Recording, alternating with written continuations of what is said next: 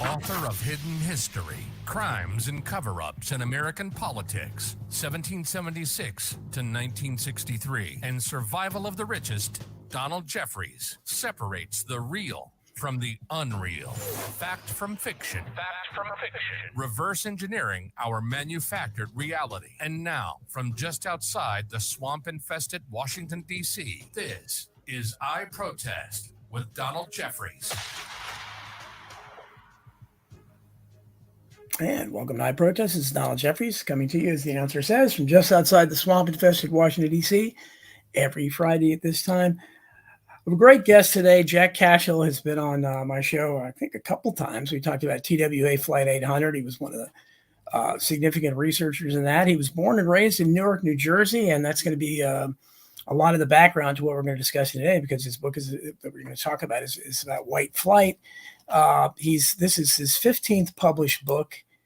And the title, and get the exact title here, is Untenable, the True Story of White Ethnic Flight from America's City. This is a subject that isn't talked about enough, especially from the perspective that Jack will be talking about it from. So, Jack Cashill, welcome to the show.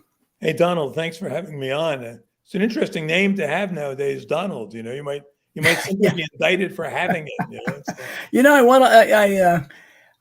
I was a kid, I guess it was briefly popular. I knew other Donalds. Yeah. But once, like, by my kids were born in 89 and 94, and there were no Donalds anywhere. By that time, nobody.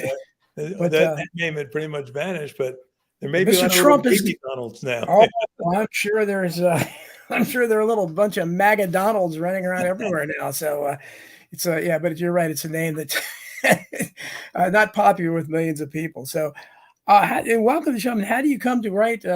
Again, most people, I think of you as one of the foremost researchers on the TWA Flight 800. And I had done a lot on that. Obviously, I was pretty much the definitive book. TWA 800. They just released it in paperback. Regnery did, and I've written a couple of Obama books. Like Unmasking Obama, Deconstructing Obama. Yes. But this is the one story closest to my heart. It's in a large part a memoir. But it's a memoir with a message, and I report on the decline of America's cities, a decline that's been restarted the last several years and refueled by many of the same problems that caused the problems in the 60s and 70s. But I was blessed or cursed with a ringside seat on urban decline. In fact, my family, like so many families, were victims of probably the greatest social experiment in American history. And I mean, by greatest, I don't mean good greatest, but most comprehensive. And that was I would, summarize it as the Great Society in all its tentacles. And it had a devastating effect on America's cities. And rather than accept the responsibility for having caused it, the progressives that then launched this experiment, which was more destructive for Black families than even white ones, chose to scapegoat the white people who fled in the face of its consequences. And, it's for those people. I wish I'd written this in time for my parents' generation to read, because it really vindicates they've been stigmatized for the last 60 years under this pejorative label, white flight. They don't deserve it. And the truth about it needs to be told, not too late. Yeah, and it's fascinating going through it because, again, I was born in 56. My brother was born in 48, the same year as you. So I could relate to that, the television shows, the culture. And I came in on the tail end of that, so I got a little of it. But you're still a baby boomer, so you're there. Exactly, yeah. So I came in the tail of it. So, but I mean, it took me a long time when I started writing about economics, like my book, Survival of the Richest. It took me a long time to realize how unusual, especially someone your age, a little bit to my age as well, because I came in at the tail end, how the baby boomers experienced the greatest economy by far this country has ever had. So that was, we look at it, we're kind of maybe thinking we're trying to romanticize the 1950s or whatever, but it really was the peak of American power and influence. And you described the way you grew up there and with the ethnic neighborhoods you had. So you had a lot of ethnic flavor. Italian food was being discovered. Sure. People like you and me, Irish people, and I'm half. We have these horrible cuisines. So, but we abandoned them, when we could. So. Yes, no boiled cabbage and potatoes for me, thank you. But I'll take the Italian delights. But you talk about and the white flight you described, I guess, came out a little later than in Washington D.C. My parents grew up in Washington D.C. Yeah, their family came from They lived in Georgetown for a long time, and they were part of that white flight before I was born. They moved to the Maryland suburbs first, and that's where I was born in 1956. But right. I just heard a little. They didn't talk that much about it, but I heard a little bit about how the black family moved in next door to them, and they had a little girl that kept, running over and just letting herself in the house and running in all over our house. Yeah, My mom would be out, hanging the clothes, and again, they had never experienced anything like this before, and maybe they overreacted. I don't know. I don't know what else happened there, but maybe it was time. The suburbs were being people. I think when they talk about this, they don't talk about what the attractiveness of the suburbs or the suburbs were the really great American dream. Right. For a lot of people, yeah, like probably your parents, people who left early. They left just for reasons that were not had anything to do with race or fear or crime. They had to do with, I'd really like to have a 2-car garage. I'd really like to have a nice backyard. Yeah. Because in my neighborhood, the street I lived in, just to give you a sense of this, we moved there in 53, but in 1950, when the last available census was done, there were 363 people on this one block, one block long, narrow street, so you could communicate from one side of the street to the other. All the communication faced outwards. There were no back decks, patios, pools, anything like that. There were no backyards. So everyone was out on their stoops or their front porches. So you had real intense communal life. But here's the critical variable. Of those 363 people were divided into 85 households. And the census at that time designated the male as the head of the household. Right. Of those 85 households, 83 had a married male head of household. Yeah. There were 2 widows. This was 5 years after the war. There were immigrants from 14 different countries living on that one block. When we moved in 53, our next door neighbors, the triplex next door, were 3 black families. So I grew up in an integrated block, and for 10 years, it stayed stable, integrated, ethnic, a lot of the people I talked to use the word idyllic to describe it, because it's the last time that you could live in a working class urban neighborhood and have everything you needed within easy reach. All the shops were, every kind of ethnic food you could want, and your laundry, your candy store, 2 movie theaters. Our lives revolved around the Catholic church and school to which I went. It was a heavily Catholic neighborhood. The public school in my block was half black by the time I was there, but that wasn't an issue because we didn't go there. And it was I don't know whether it was good or bad, but I knew academically they were probably a year behind us, even though our classes were huge. And for 10 years or so, that neighborhood remained stable, and I had a great little childhood. By 1973, the neighborhood was gone, was shot. It was unlivable. I asked a friend of mine why he was the last guy out on the block, the last of our friends to leave. And he's also the rare Democrat. In the transition, this was a heavily Democratic JFK neighborhood. In the transition, virtually everyone became Republican because they were appalled by the way the media treated it. And so I asked my friend, I said, okay, Artie, you were the last guy out. You're living there with your widowed mother. What caused you to leave? And now he's kind of arguing against interest. And he says, well, Jack, it became untenable.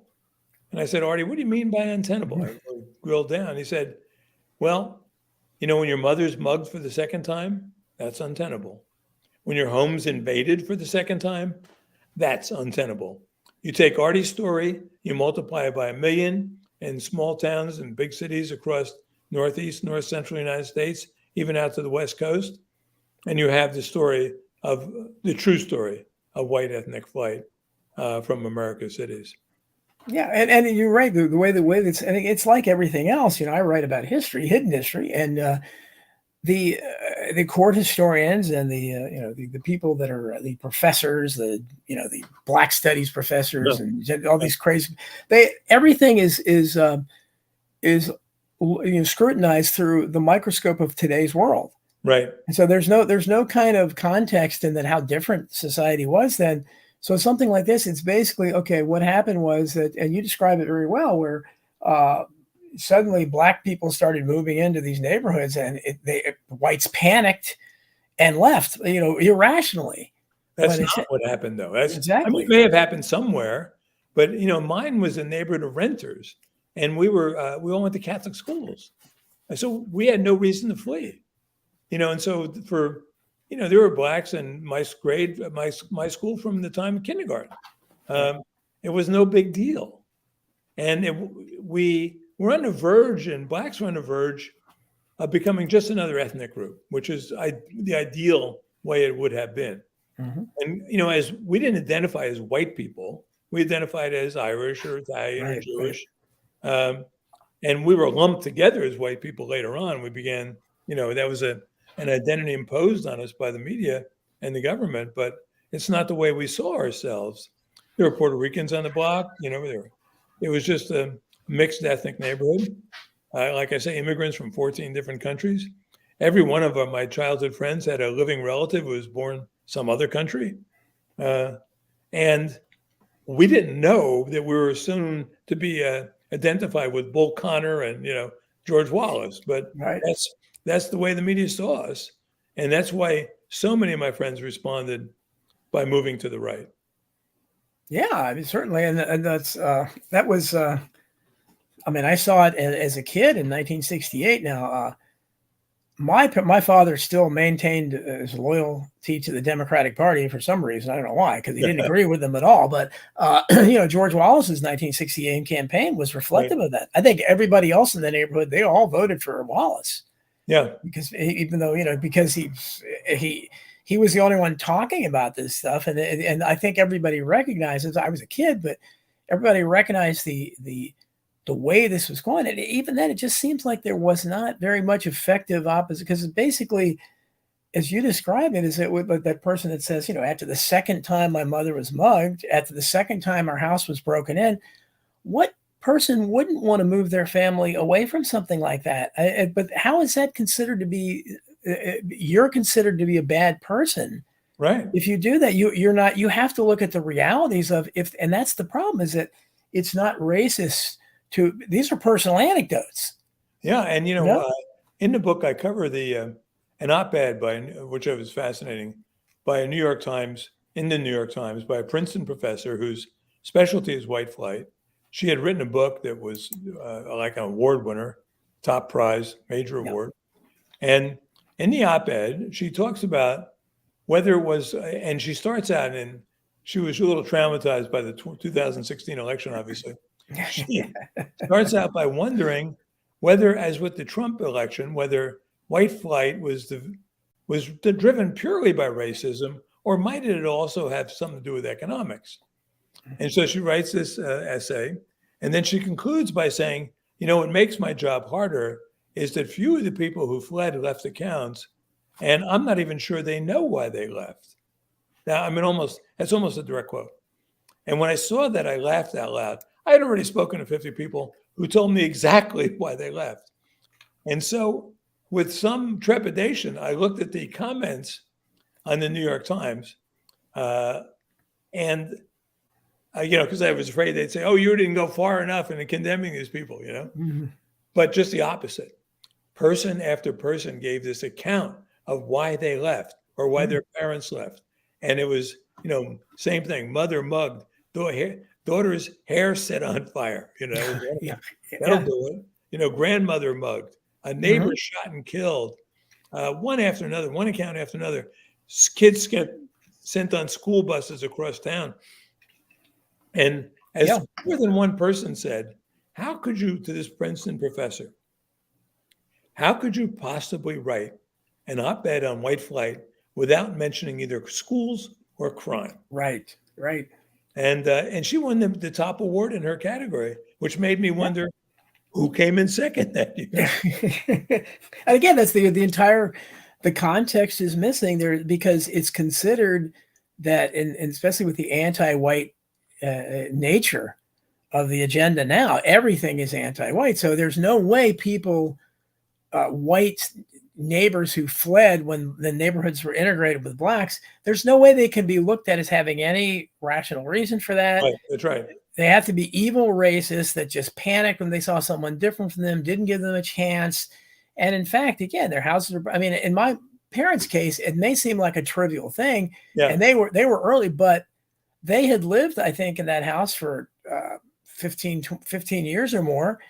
And they had never experienced anything like a kid running and just, I mean, essentially breaking into their house. I mean, she was too little to do anything, but that was a huge concern because it happened multiple times. And obviously the parent couldn't control it. So I don't know how many others panicked over something like that. But again, they were seeing things they hadn't seen in 15 years. In a neighborhood like ours, which is a working class neighborhood where people couldn't afford to leave. I mean, they couldn't afford the close-in suburbs.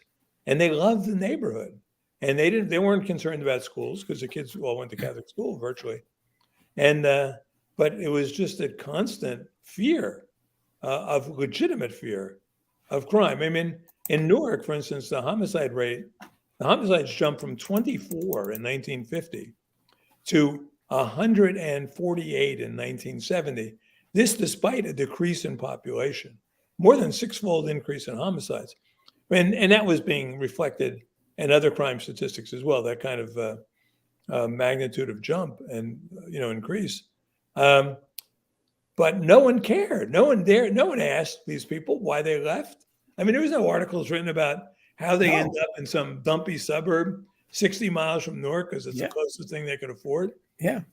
Not just Newark, but Camden, St. Louis, Philadelphia, Detroit, Baltimore. Yes. Little cities, big cities, they're all undergoing the same phenomenon because the same thing was happening in all these cities, is that the Black community was breaking down under the oppressive weight of the welfare system. And the only person who talked about it, Daniel Patrick Moynihan, was finally had his report deep six because no one wanted to hear it. This was in 1965. He later went on to become a Democratic senator from New York. But his report was buried by the Johnson administration.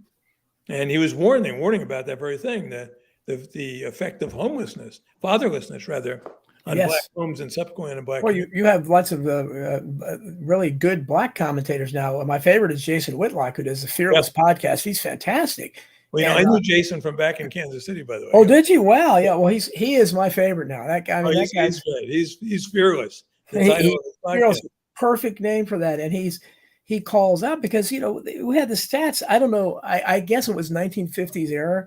I don't know what the percentage was, maybe almost very few white, what we used to call illegitimate births. Right. People born with the parents who weren't married. But in the Black case, you had 25% illegitimacy rate then. In 65, right. Yeah, which was much higher. But and that's what alarmed Moynihan. That's when he wrote that report. Sure. And now it's 75%. Yeah. So, I mean, how can 75% of people are born into homes without fathers, but again, that they can't make anything out of that because, again, with the anti-male slant on everything, right, they're trying to diminish the importance of the father, diminishment, so they don't matter. And I mean, just look at the proof. Look at the Black family has broken down completely, and it's celebrated. It's not criticized. No, you're right. So you have Hollywood, sending the message that it's kind of cool to be a single mom, right? Yeah. Well, but it's not kind of cool to be a single mom if you're living in a housing project on food stamps. Exactly. I mean, you can survive, and you can survive pretty carefree because you're going to be taken care of, but you're never going to go anyplace. That's your life. That's your kid's life, right? Yeah. And the temptations to go awry are really pretty tremendous. Yeah, and the risk your kids run just by walking out the front door are astonishing. Yeah, and just look at. The people I feel sorry for, probably most in our society, are people who are trying to raise their children as best they can in those ghettos. Yes, who are trying to teach their kids to learn to love reading, right, to love academic, and they're in that incredible culture that is anti-education, anti-learning, and they have to worry every day. Just imagine what it's like. It's scary enough sending your kids out in a peaceful suburb. Maybe you never know what's around the corner, Right. but in a city like that where you don't know if they're going to be the victim of a drive-by shooting, and to think that this is idealized or glamorized in Right. Hollywood, especially with Spike Lee's and people like that, and that's I don't understand why there is. Well, I do understand why, but I mean, obviously, that culture is what's responsible here. You can't ignore a crime rate. What is the crime rate is disproportionately, it's astronomical. Well, yeah. For instance, I live in Kansas City, Missouri. I live in the city. I don't know if you know how Kansas City falls, but there's a state line about a mile from my house. Mm-hmm. So you move across the state line. It doesn't look any different, but you're in a different county. It's Johnson County, Kansas. I live in a nice part of Kansas City, but it's right in the middle of the city. And I was in a debate on reparations a month or two ago. It was televised by a local PBS station. Mm-hmm. What was a little disorienting and alarming was that they had a very hard time finding a second person to be on my side, right? I bet. Even though every person I've ever talked to thinks reparations is madness. Yes. No one wanted to come up and say, I'm willing to stand up here and say it's madness, because if they work in corporate America, if they work for university. Well, next time they ask you, call me. I'll stand up next to you. They finally found the second guy. He was a white guy. They didn't want to do that. They didn't have two white guys. Yeah, we had three black people on the other side. And I mentioned at one point, and my thesis was the same as the thesis in my book, is that the breakdown of the family led to the breakdown of the community, which led to white flight, which led to racial division, et cetera. And it's still continuing. We haven't solved anything. It's only gotten worse. And I kept being ignored. They wouldn't want to listen. So finally I said, they were saying like, oh, what's the problem with all this or something like that. I said, you know what the homicide rate differential is between Kansas City, Missouri, and Johnson County right next to it? I said, it is 47 times higher, not 47% higher. It's 47 times higher. So someone said, well, what about guns? I said, you are 6 times more likely to be killed by something other than guns in Kansas City than you are to be killed by guns in Johnson County. Mm-hmm. And my friends in Johnson County all have plenty of guns, I can tell you. You know, that's not guns, not the issue. But they didn't want to, they refused to hear what I was saying. I would say something, and it was as though I was speaking in a language they didn't understand. They just moved on to talk about redliner or some other, blockbusting or some other semi-mythic problem.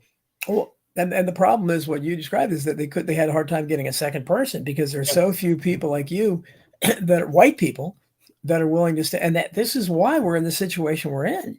Yeah. You can't have I don't want blacks or any other group treated unfairly. I want them all treated, equally under the law. Sure.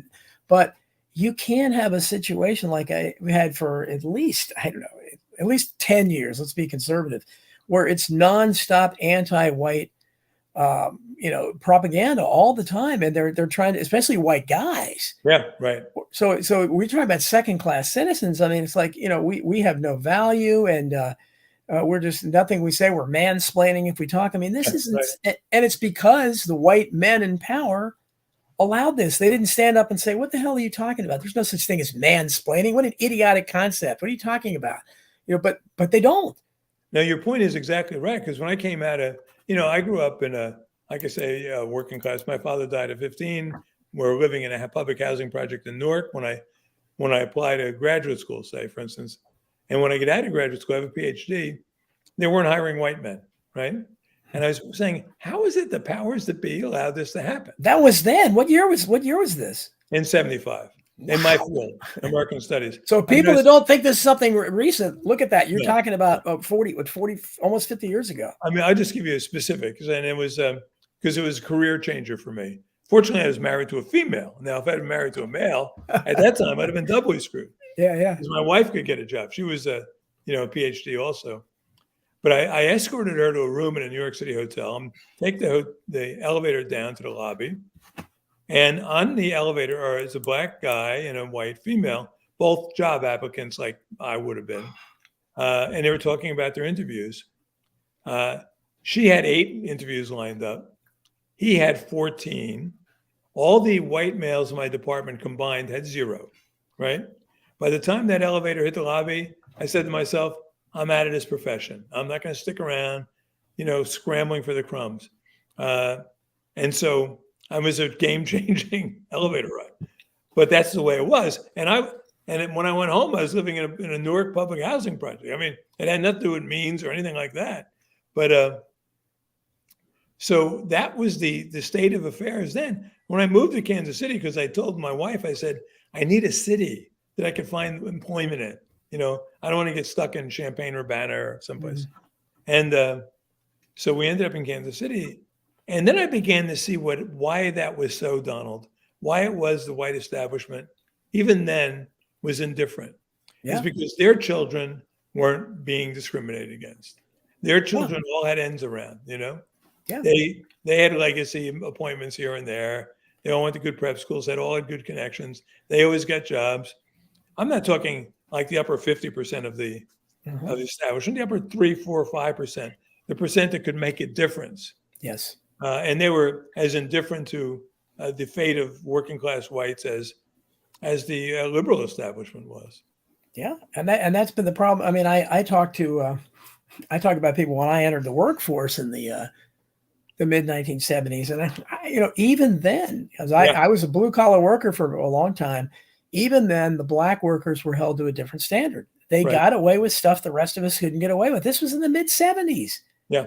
And I told people, this is not so. What was it? And I used to be so mad at the white supervisors and the white managers because I used to think, and those are the people that built this. All they had to do was I didn't want them treated unfairly and held to where they were held to a higher standard.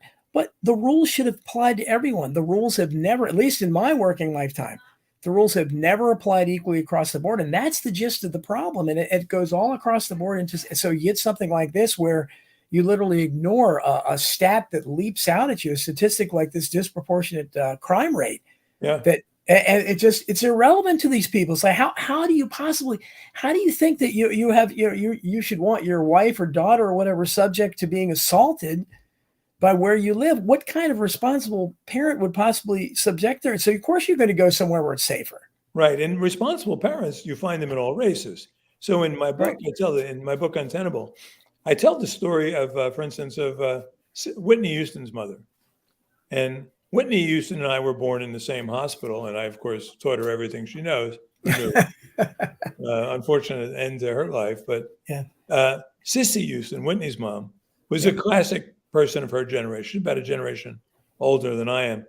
And, her father came up in a Great Migration. Her parents did, from the South, worked all the way through the Depression, supported 8 children on his salary, right?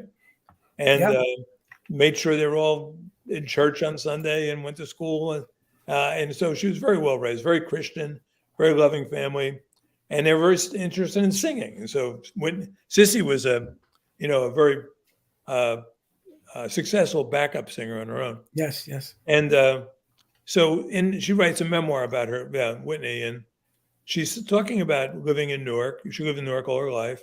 Her husband grew up in my neighborhood, and she's talking about this cozy little village she lived in Newark, and then she said then crime and drugs began to seep in, and then the riots came, and I said to John, her husband, we've got to get out of here.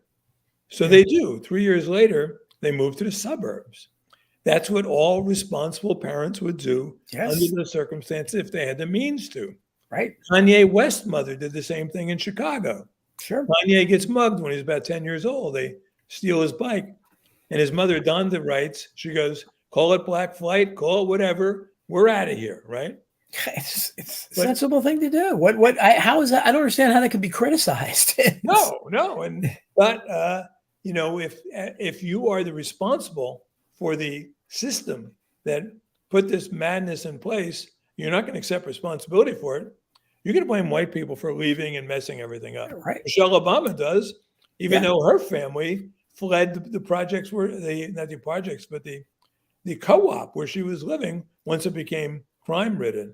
And she took her out of the school she would have gone to. It was a Class C misdemeanor drove her 15 minutes south every day, her and her brother Craig, to attend a school out of district. If they had been caught, they'd had to repay the school district.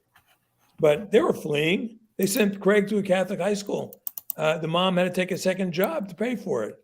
But even though there was a good public school right down the street, but it was close to 100% black, they weren't going to do that. They sent Michelle to a magnet school downtown over an hour away. And then Michelle has the nerve to criticize white people for doing exactly what her parents did. I'm sort of arguing for justice for my parents' generation. Yeah, me too. Because I mean, my father would have been, especially my mom was just mainly scared of black people. Like she was just frightened of them. Right. I don't think she didn't have, I don't think, any malicious feelings, but my dad was very much like Archie Bunker in many ways, much more educated than him, but he had that kind of the beliefs. And I think that was for most white guys his age back then. I think that's what they thought. This was something they were used to. They had lived through this, not really separate equal, because we didn't live in this. We lived in Virginia and he was in DC, but there were still, in DC, you had Foggy Bottom, I think, was the black area back then. They had, you had areas where that's where, and even when I grew up in Northern Virginia, we had a street that was not far from me that was the Black Street. Only black families lived there. I mean, I don't know. I just thought that was the way it was. So this was, an era where this integration was kind of a new concept. And and especially when the Black Power movement at the same time was coming out, and they were frightened with riots and all that kind of, it wasn't all Martin Luther King and peaceful violence. Not at all. So because I mean, I remember my father raging about Stokely Carmichael and H. Rap Brown and all this ones, like, and they were, I didn't even understand what was going on, but I had very limited experience, so I can understand where, again, if you go back to that world, the way it was peaceful, and blacks were kind of in the shadows, but it was a little different in the North, and that's why I stuck. Basically, I talked about North Central, Northeast United States, California even, because we didn't live in that world. We lived in a world where blacks were part of our life, where they didn't live on a side street. They lived next door, right? They went to our schools, and they always were. My favorite team as a kid were the Brooklyn Dodgers, right? Right. And I'm that's not to say we're all, perfectly kumbaya-ish, but we weren't kumbaya-ish with each other either. Irish and Italians were. My mother wasn't allowed to play with Italian kids when she was little, So, and when my uncle married an Italian, that was a cause for some hand wringing in the family. And I'm sure the German families that preceded the Irish families did a little hand wringing when the Irish married them or moved in or married them. That's human nature. But we were moving through that. We were moving in the right direction when they reversed everything and threw us back a half century. It's really a shame because it didn't have to happen. Yeah. And today we're witnessing white flight 2.0 for many of the same reasons.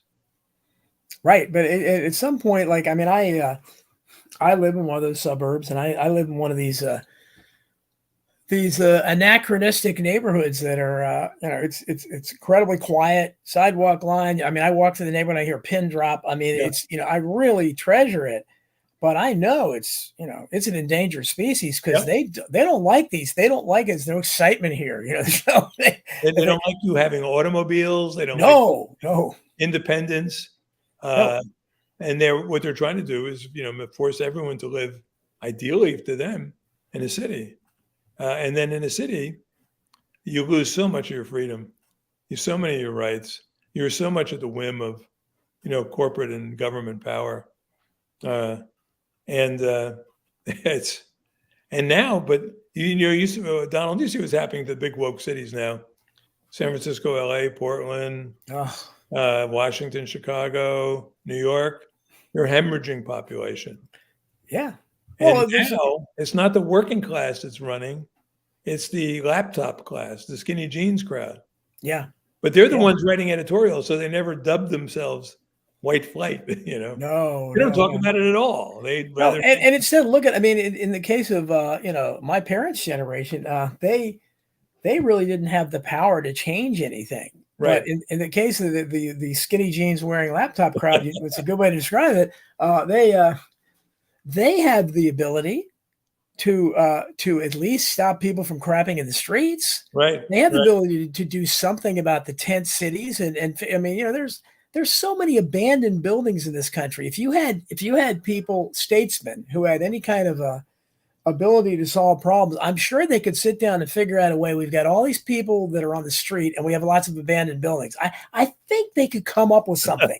They try, but they don't even try. Instead, they pretend it's not there. In this case, the people you describe are fleeing, and they're fleeing not out of fear. They're fleeing because they just won't confront it. Because this is a step beyond anything that my parents saw back in the day. This is a step beyond. You went to drive-by shootings, which is terrible, but now you're going into, literally the streets are overflowing with human waste, and you have these eyesores where it looks like worse than a third world country in parts of LA and San Francisco.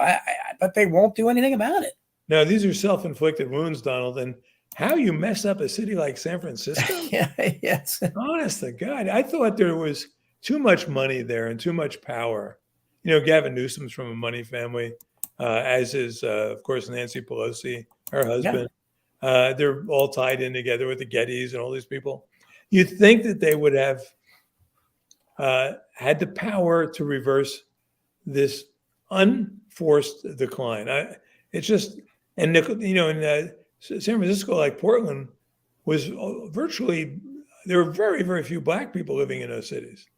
And so they destroyed it through other means. But they don't want to talk about it. But cities like Nashville aren't losing people.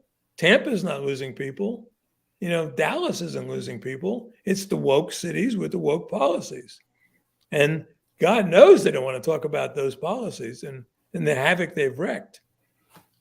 Yeah, because they're so sold on this. And I mean, but again, we're dealing with people that see the overcrowded conditions there, and their response is to leave the border wide open and to bring more and more desperately poor people in that aren't documented at all into these, and just bust them around everywhere or whatever. I mean, this is, if anybody thinks that's impossible not to be done as with some kind of conspiratorial overtones. That nobody can be that stupid. Our leaders cannot possibly be that dumb to think that we need more poor people crossing across the border. I mean, that's as if we don't have enough poor people here. Do you think there's because I assume there's a lot of the population in those tent cities and everything are illegals in California, I would imagine. I imagine they are. And I suspect, and this is not a novel theory to me, but that the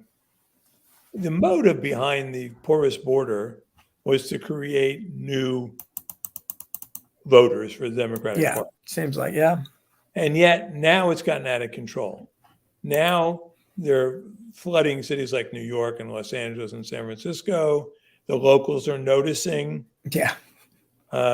In New York State, they're trying to farm them out to the smaller cities, like where I am now, and the locals. And you take a state like New York, which seems like a blue state, but once you get more than 50 miles outside of New York City, this is Trump country, and they resist.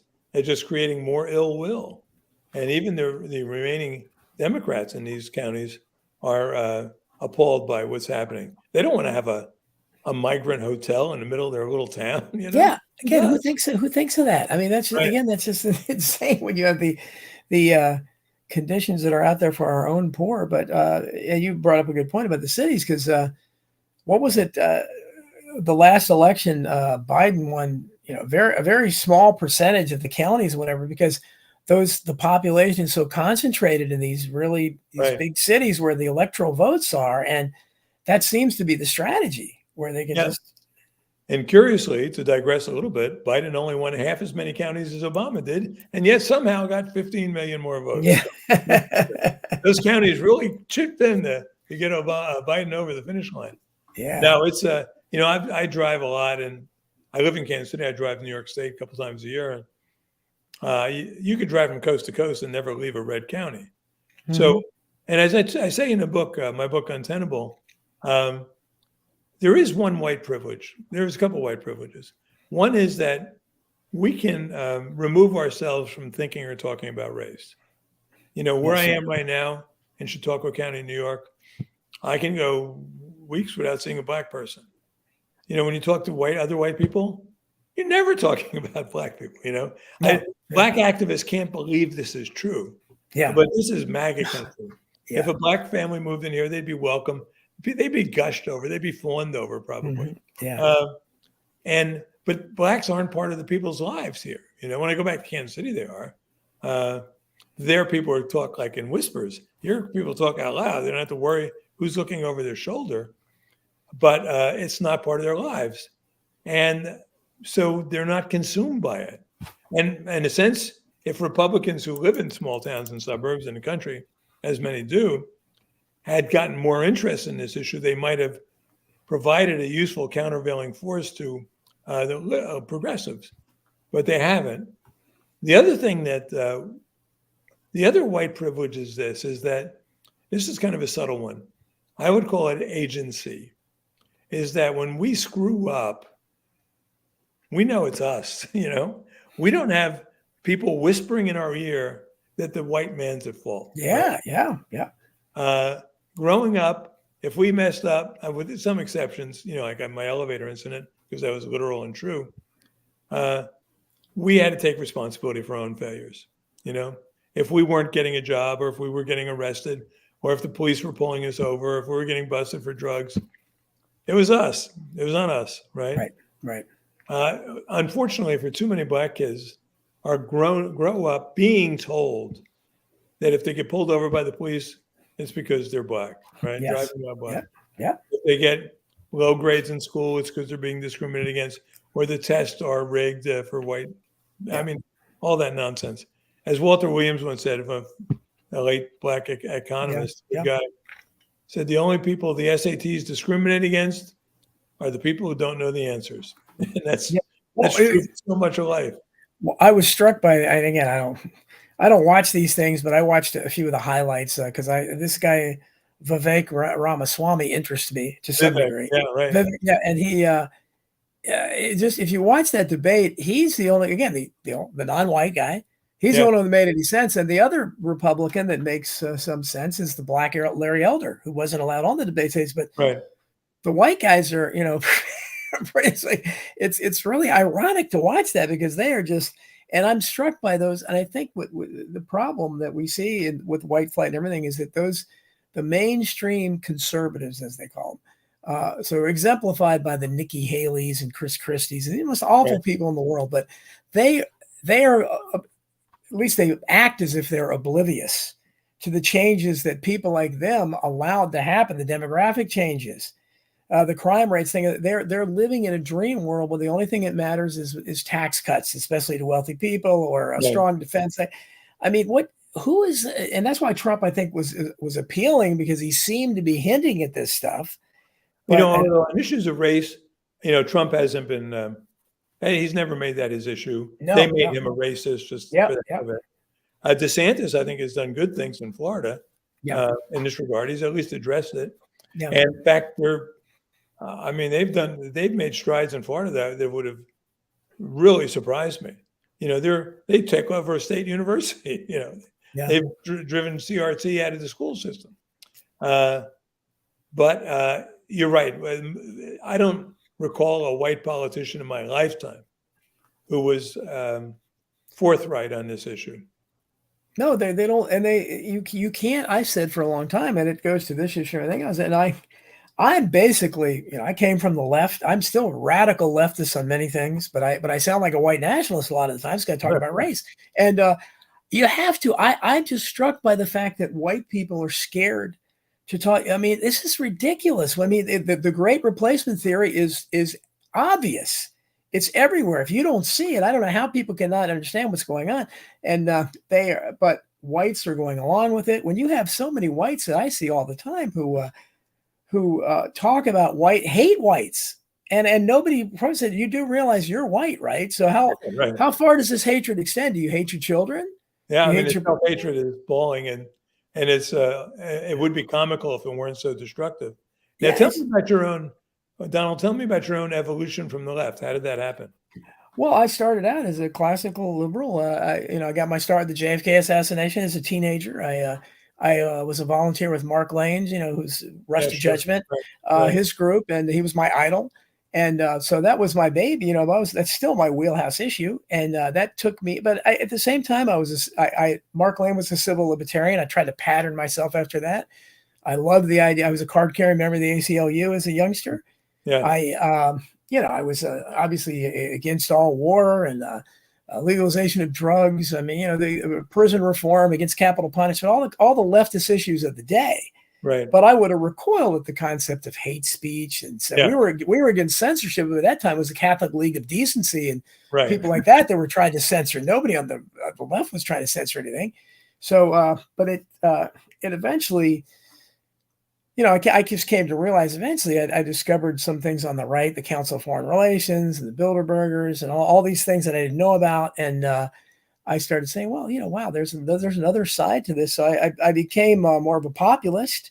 Yeah. And that's what I am now. I'm a populist, but I've only become a racial realist because I don't know how people can ignore that. Like I said, I don't know how I don't know how the MAGA people or anybody else, I don't know how you can fight the corruption without addressing the racial element to it. If you're white, you have to, instead of just being condemned all the time as racist and whiteness, you need to fight back. Yeah, you do. And the people who are fighting back best for us are black people now, Oh, yes, by far. Jason Whitlock or Candace Owens. Yes. Jason Whitlock he's the greatest white nationalist I've seen. I mean, he's amazing. He calls out the behavior, and then no whites will do. White Wolf on the screen. He's got a comment. He's made several comments. I think he lives in Kansas City now, but he says he'll never forget riding the elevated train in Philly in the late 70s. South Philly looked like the bombed out Berlin in 1945. I mean, that happened to every city. Was there any city untouched from that? No, in fact, I remember from once I was, before the internet emerged, I worked in advertising. That's where I made my money. And because I just couldn't afford to be an independent reporter, as a journalist. The internet changed everything. But I remember in that guise, I was taking a train to Philadelphia to service a client. And I'd been staying with my family in Newark, my mother. And I had a suit on. I took the train down. And I have a briefcase, suit, and I said, well, I'm going to a northern Philadelphia suburb. So I'd get off to the North Philadelphia station and take the suburb, find a cab and go up to the thing rather than going to Central Philadelphia. I get off in the North Philadelphia station. They should never have allowed that to be a stop. It's like a main stop on the Amtrak. And all the phones are ripped off the hooks. It's total dystopian nightmare train station. I've never seen a New York City subway station that was that bad. And I went to high school in New York City, so I saw a lot of them. And I walk downstairs and said, "No, I may be in trouble here. This doesn't look good. All broken fences, debris, everything." Yeah. A black guy pulls up in a late model car. He goes, "You need a cab?" I said, "Are you a cab?" Yeah. He says, "I'm the closest thing to a cab you're going to see at this train station." So I said, "Okay, let's go." Yeah. And he was a straight guy. He turned out to be good. He was a funny guy. But that's that level of degradation was accepted as a norm, and no one said anything. Well, that's what I'm amazed that again, unless you have Jason Whitlock and Candace Owens and some of these other, but there aren't many. I mean, maybe there's an increasing amount, but I just, to me, I don't know. And again, I think that it says something about why would you expect neighborhoods? Why would you expect that you or your people would ruin neighborhoods? Why would you expect that there'd be broken fences and graffiti and all that? Right. Why would that be something that you? Why should we expect that? Yeah. And why do you expect it? And nobody questions them. Well, why are the housing projects with urine in the hallways and all that stuff that we spent taxpayer money on? People need to address that. Nobody does. Instead, it's always white racists. How are white people making you destroy your own neighborhoods? And that's why, the reviews I've been getting on my book, Untenable, are excellent because, they're saying, well, gosh, finally someone's telling this story. Yeah. Because I not only grew up in Newark, Donald, but I went back to work in Newark at the Newark Housing Authority. So I've seen everything. I saw the worst. I've seen places that you wouldn't, when I tell people about them, they don't believe me. At that time, however, fortunately for the book, I kept a journal. It's the only time I've ever kept a journal, because the things I was seeing were so beyond belief. So, and like, especially in these big projects, which had started off, and in the book also, I tell a story of the one guy who grows up in the worst of the projects, Columbus Homes. And he talks about what a marvel they were when his family first moved in there, a black guy. And then he explains exactly why they degraded. And he said, nuclear families moved out, welfare families moved in. It was that simple. Mm-hmm. But, in these housing projects, for instance, women would wear miner's caps for two reasons. One is the light bulbs were always stolen or broken as soon as they were put in. And the other, so the elevators were often sabotaged. Yes. So you found yourself walking up a half dozen stairs in the dark, the half dozen floors rather. So the lights were necessary on your head because you're carrying kids or bags or whatever. And also the kids had a habit of dropping batteries out of the windows upstairs onto your heads. So they wore helmets. In one project, they had to build a wall. First, they built a fence. Originally they had a senior area for seniors where they could come and interact with the younger generations. Mm-hmm. And they'd be out. Everyone here is black, by the way. They're out playing chess or dominoes and reading a newspaper or whatever. And the kids would interact. The next generation of kids, they started throwing stuff at them and running through the area, knocking their chest over. So they built a fence around them. But that fence wasn't good enough because they could see them. The kids could see their seniors, and they just started throwing crap at them, right? So finally, they had to build a wall. I mean, like a 6-foot-high wall, 8-foot-high wall around their senior area. Thick, stucco wall. And the seniors hated it for two reasons. One is because it blocked the sunlight. But the second thing was that it reminded them of how far their culture had fallen just in their lifetime. Well, and it's I think so much of this could be solved by responsible leadership, responsible black leadership, and responsible, courageous leadership on the parts of whites who don't capitulate and apologize and make excuses and again hold you. There's no other group in the world. You imagine that we would make excuses for I don't know, some poor whites in a trailer park for doing that kind of stuff? There was never said, that the culture made him do it or the systemic racism made him do it. I mean, it's ridiculous. Why? And like the things you describe, I mean, it doesn't even make any sense. Why would you want to walk through the buildings where you live and destroy light bulbs? Yeah. Well, if you're a kid, you don't care. Yeah. And plus you're being told that the reason this building is so degraded is because of white people. You're listening all day to Jesse Jackson, Farrakhan, all these people. Yes, exactly. They're pumping this hate into your head. Yes. And they're excusing everything you do. Yeah. And then when you go to the school and you screw up, someone comes to your rescue and says, it's not your fault, systemic racism. But you're right. The key word here is courage. And what we have not had on our side are courageous leaders who are willing to speak out on this issue. And, Donald Trump could be the guy. I mean, he has a pretty good following among African Americans. He does.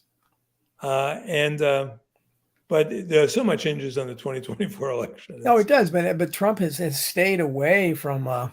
In fact, he changed his attorneys, changed his socks, and he just hired an attorney that I think was some attorney for some big rapper or something. So he pardoned the president of Death Row Records and stuff like that. He gets called a racist all the time unfairly, but he really never addressed racial politics at all, other than trying to control the border. Right, that's it. Right, he never addressed racial politics, and and he had friends in the entertainment industry who a lot of them abandoned him, of course. But yes, well, we'll see. But Donald, I keep up the good work, and I thank you for having me on the show today. It's been a pleasure. Oh, well, it's my pleasure. Go ahead and promote anything. We have 5 minutes left. Anything you want to promote? Anything besides the book, or anything else you want to do? And we had a couple questions for you here. Chris Graves wanted to ask you something about Sandy Hook. I don't know if you want to talk about that. You had written an article about it a while back. I stayed away from Sandy Hook. I'm sorry. That's not an area that I know anything more than anyone else knows. Okay. About. And I thought there was a question early on too. I didn't want to interrupt the Sandy Hook I know, by the way, is the Sandy Hook, New Jersey, where, it's a beach area. Oh, okay. That's good. No, I think you can talk about that one without fear, probably. Right. Probably discuss that. I'm not ducking Sandy Hook. I just don't know anything about it. Oh, what Doug Waters wants to know, what does Jack think of Obama's gay admissions and death of the chef? Have you heard of that? That was a really weird thing. And today I found out that the chef was actually found naked. He was died in a waterboarding thing or skate. Paddleboarding? Yeah. Well, the gay admissions I had written about in my 2020 book, Unmasking Obama. Mm-hmm.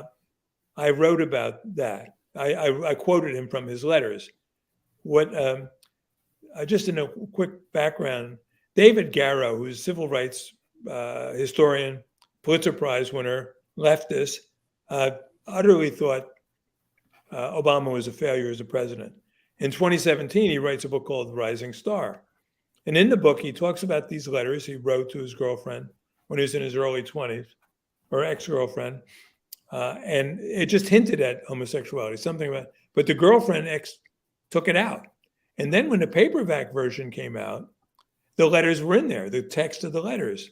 So I contacted Garrow just to confirm. I said, why is this stuff in your paperback, but not in the 2017 book? He said, because the girl finally sold the letters to Emory University, so she could no longer block the content. He went to Emory, got the content, and it's there, where he says he makes love to men in his mind daily, and he hopes to expand it, blah, blah, blah. Yeah, of course he's gay. Larry Sinclair was telling the truth at the 2008 press conference. What happened to the paddleboarder? Yeah. What happened to Seth Rich? I mean, there's a lot of questions I'd like to know. What happened to Ron Brown? Well, I wrote a book about that. Yeah, did you? That answer, but there's a lot of, the Obamas are developing a body count here, not in Clinton style, but not at that Clinton level. But there's questions about that paddleboarding thing that need to be answered, and we're not allowed to ask. So no, again, because you're racist if you ask it. It's like, I'm sorry, that was. And what is this with chefs? The Clinton chef died under mysterious circumstances a few years ago too. Right.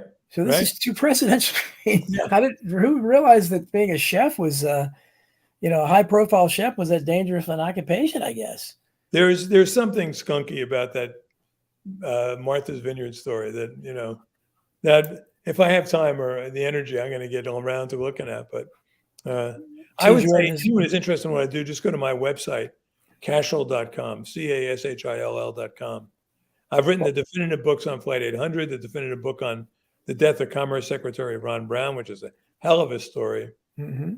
I did a book on boxing, which is, when I was on I thought it was Coast to Coast, but Chris Graves in the chat room, he knows more about me than I know about myself. I think I was on some other show, but a guy called into the show and said he was Ron Brown's cousin. Huh. And he talked about how the family talked about this all the time. They knew he'd been murdered. Yeah. So I thought that was an interesting inside story. He found with a bullet hole in his head as a plane crash victim, right? Right. In fact, the only real support I got in the media when my book came out, Ron Brown's Body, was from the black media. Oh, sure. They were totally into it. Sure. And then Ron Brown, didn't he have a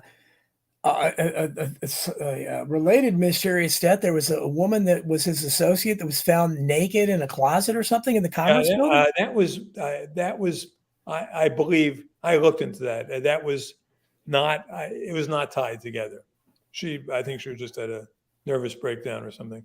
By the way, the woman who I'm up here for the summer in New York State. The woman who rents my place in the winter is the woman who found the hole in Ron Brown's head. So, wow, that's interesting. I over time I develop a lot of friends who are kind of odd, who have interesting claims to fame, I should say. So, That's an interesting. Well, I appreciate you being here with us. Again, so your website, give out whatever you need to It's give out before you go. Cashill.com, Cashill.com.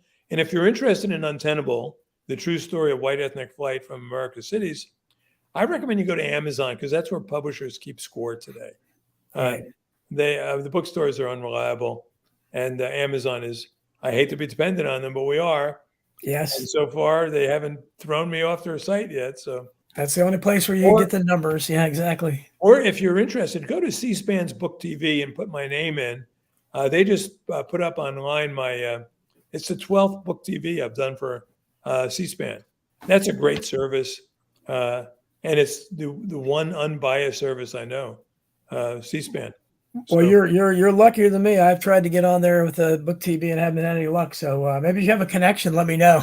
Yeah, I'll give you the name. Next time we get a book, let me know, and I'll give you the name of my contact there. So. Oh, please. Yeah. I'll email you and ask for that. Cause I have, my new book, I don't think they're going to go, but I have plenty of books I think they'd be interested. But Jack Cashill, thanks for being here. Really appreciate it. And we'll have to have you on again because you're always doing something interesting. Okay. Thanks a lot, Donald. Appreciate it. Thanks, sir. Take care. Okay. Bye-bye. Okay. Bye. Chris Graves, I see Chris in the chat room. If you want to come on and have a conversation, because he's that would be great. Tony, can you send the StreamYard link to Chris, assuming he can make it? I thought he was going to stay for 2 hours. That's why I didn't plan for this. So I don't have any stories or not. But James Marshall says America officially died with Larry McDonald was very like, yeah, he. For those who don't know, Larry McDonald was probably the only congressman we've ever had that was an open so-called conspiracy theorist. He wrote the foreword to Gary Allen's classic None Dare Call It Conspiracy, which introduced a lot of us to the wider world of conspiracy, the Council on Foreign Relations and Trilateral Commission, all that stuff. And he went down with Korean airliner flight 707, I think it was, but back in the 80s, 86, 87, something like that. And of course, Reagan, Mr. Anti-Communist, did nothing about it when the Russians, the Soviets took it down. Absolutely nothing.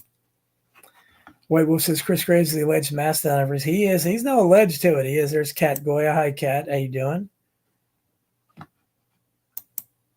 Douglas Grosh has been making lots of comments. He's taking truth. Trump about to go Joker mode is enough and nothing. Trump card's been played. Well, if you saw his mugshot, boy, that was pretty amazing. I mean, again, if that wasn't theatrical, I don't know what would be. But and I just wrote, if you don't subscribe to me on Substack, please do. DonaldJeffries.substack.com. I Protest. It's called, just like this show. I wrote one that I just wrote today. It's called Yabba Dabba Magadoo. And it's kind of a play on the old Flintstones thing, but about the MAGA people. And it was inspired by the really pathetic Republican debate. Just seeing what kind, because again, this is the opposition party. Supposedly, this is all we got. We don't have it. We don't even have third party candidates like Ralph Nader or anybody anymore that doesn't really have a chance. Don't have a chance to win. We don't have those guys. Everything's now because of Trump. Democrat or Republican. And so Republicans, we think of this is the alternative to the madness, but Ramaswamy, he says some good things. And to his credit, he was the first candidate I have seen since JFK who came and you see Nikki Haley was lit up over that, his response to that. He basically said we had no obligation to support Israel. I've never seen any presidential candidates. And again, I understand he's, as I wrote in my article, I'm not buying into him. He's a billionaire or whatever. And, behind every great fortune lies a great crime. So there's probably a great crime there. I don't know. But he's also openly advocating for the end to affirmative action and other woke things. So that's incredible. Chris Graves called it the alleged white wolf. Why is it alleged? That's what I was wondering. Whoop's not alleged. Doug Waters says that was great. Thanks. Yeah, I was so happy to see Jack on her. Yeah, Jack, he's not perfect, but he's done a lot of good work. And this book is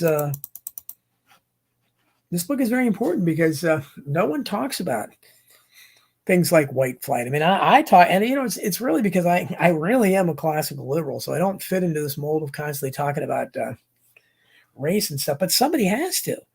You can't have and again, I urge you guys to, and I hope to get on it one day. If I can get a hold of this guy, Jason Whitlock, I know he would love me. We are on the same wavelength. And to people like Chris, maybe, and a few others of you who've read my novel, The Unreals, I created, there were 3 characters in that book called the Afro-Anarchists. They were doo-wop protest singers. And I had a lot of fun with them, writing out a lot of, really black radical lyrics and stuff. I got my radical blackout in that. But the leader was named Phosphate Jefferson. And he was my idealized black. He was the kind of black I would be, and the kind of black person that I would love to meet. And, again, my idealized black. I never thought that there would be anybody like that in real life. Jason Whitlock is the closest thing I've seen to Phosphate Jefferson. So if his Fearless podcast is great, it's mostly all blacks, but it shows you that there's not uniformity. There are lots of black people out there that are not buying into this nonsense and know what's going on and awake, and they're most of them are really good on the show. But I'm trying to see here. Doug Rush says Trump's definitely going to be president again. All in capitals.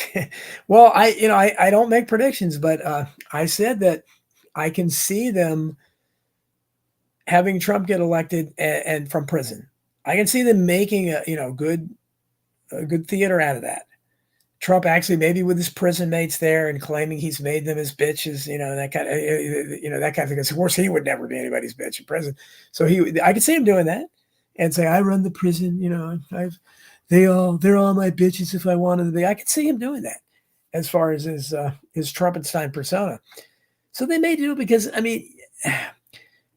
there's not too many places you can take it to further devolve what's left of America. Right now you have a president who's basically somebody who's not one of the brightest bulbs in a senior nursing home, who doesn't seem to know where he is half the time. It's really embarrassing to him and to us.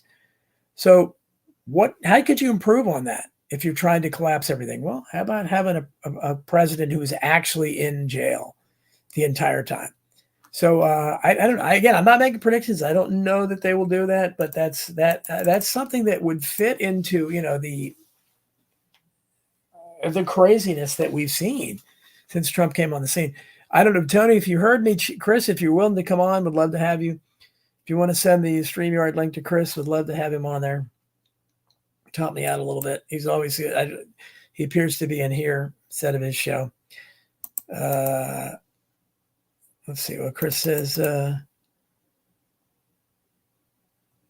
Chris, let's talk about this.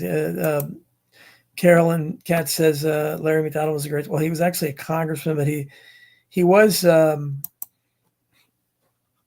good. And again, if you know the fact that he wrote the introduction or the foreword to None Dare Call It Conspiracy, it tells you something. And he was a member of Congress. And he had Jack Anderson, who was just a horrible person at the time. He just inexcusably made a comment afterwards that it's sad when anybody loses their life, but if anybody in Congress had to die in that crash, they picked the right person. And that was Jack Anderson, our investigative reporter, who was Drew Pearson's, who was the previous generation's version of that establishment reporter, inaccurately called muckrackers. They basically, they just presented the establishment. Anderson was one of the first to try to demonize Bobby Kennedy as having supported the plots to kill Castro, which is the exact opposite of reality. There's Randy Benson. Good to see you here, buddy. Thank you. Glad you enjoyed the show. Randy's done some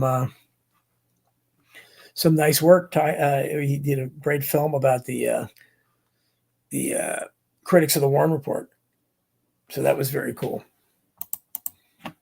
Let's see. TWO had a bunch of missiles hitting TWO. Chris is still looking into TWO flight. And I think Jack just wanted to mainly talk about his new book, which I understand. White Wolf says Trump's popularity is testament to the absolute stupidity of the American people. Well, that's true, but you got to keep in mind that they're not being given anything else. Really, who else? I mean, they're not being presented with anyone else. And Trump's the Trumpenstein project has been brilliant in many ways. Not many of us have seen through it. I mean, I'm the only one calling it that. Millions of people reacted to the stimuli, which is Trump, and half of them hate him with a passion that they have never hated anybody, including Hitler. And half of them irrationally love him and don't pay attention to some of his actions, which contradict what he says, and just continue to believe he's going to do what he says during his best statements. He's not making too many good statements now, but he's made some in the past. Certain James Marshall talks about, after McDonald's famous interview in Crossfire. Yeah, it wasn't long after that. White Wolf says he hasn't seen the Trump mugshot. Well, it's out there, everyone. It's not, it's not anything really special, but it certainly looks theatrical to me. Chris said he doesn't know anything. But Chris, you have an exceptional ability to research. Chris says Peter Seacott's the best researcher. Well, he's exceptional too, and I'm really blessed to have both of you, because you guys have, you guys have helped me out more than I can take. Peter just got done proofreading another manuscript. We're going to have, I'm going to have a JFK book coming out probably mid-October that the co-author is William Law. William Matson Law is a very under-recognized JFK assassination researcher himself. It's basically a lot of the story of Dean Andrews Jr., the beatnik lawyer that was played by John Candy in Oliver Stone's JFK. The title's Pipe the Bimbo in Red. Dean Andrews, Jim Garrison, and the conspiracy to kill JFK. It's more than that, though. It's much more, we discovered a lot of things at what I call the ground level plot. And we're going to get it out there in time for the 60th anniversary, and hopefully it'll get some people looking at it and realize that the gist of the book is that Clay Shaw had these incredible connections that we did not know before. He really was connected to lots and lots of powerful things. He wasn't a benevolent businessman. Harlan Stonewall says you do a great job, Chris. Jump on with Don. There you go, Chris. Come on. Chris, if you want to come on, I'd love to have you on. You have a lot to offer. If you're not too tired from talking on all your other podcasts that you have. And Tony, send him the link if you hear him in this. James Marshall said Trump's been on it from the start. He's a swamp creature. Well, you drape with the flag. Yeah, but he I've explained this I don't know how many times. It's not like Trump fooled me. I knew what he was, but his rhetoric was revolutionary. And I talked to Roger Stone back in the day when he called me and loved hidden history. And he told me Trump knows about all the conspiracies. You would not believe this guy behind the scenes. He hasn't liked what he's seen. And I thought this is possible. This is the only kind of outsider we can get under our rigged system in America. Would be a renegade billionaire, a Ross Perot or a Chris Graves. Chris Graves. Chris Graves is an eccentric billionaire. A Ross Perot or a Donald Trump. That's it. And I thought, it's not impossible that this guy made $1 billion or whatever, and he didn't like what he's seen. He didn't like the way the country's been going, and so he decided, well, I made all my money, and now I'm going to try to do something about it. It's not impossible.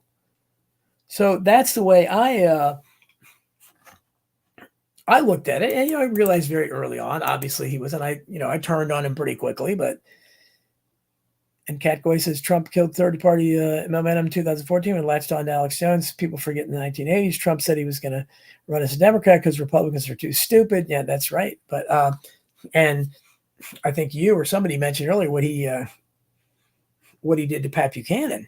When Pat Buchanan won the Reform Party nomination, remember the Reform Party? They were the hope of the world that Perot created.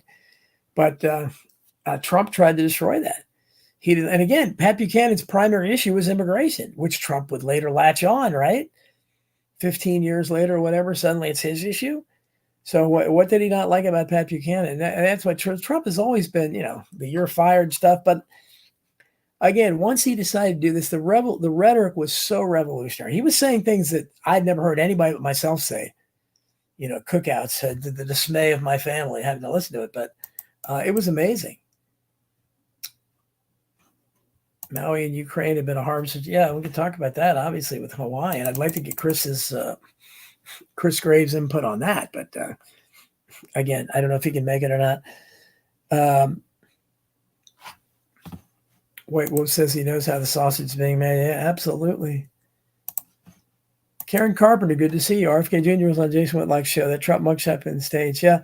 And Jason Whitlock, he's not that far. Consider where he came from. This guy was a Washington Post sports writer. He worked for ESPN.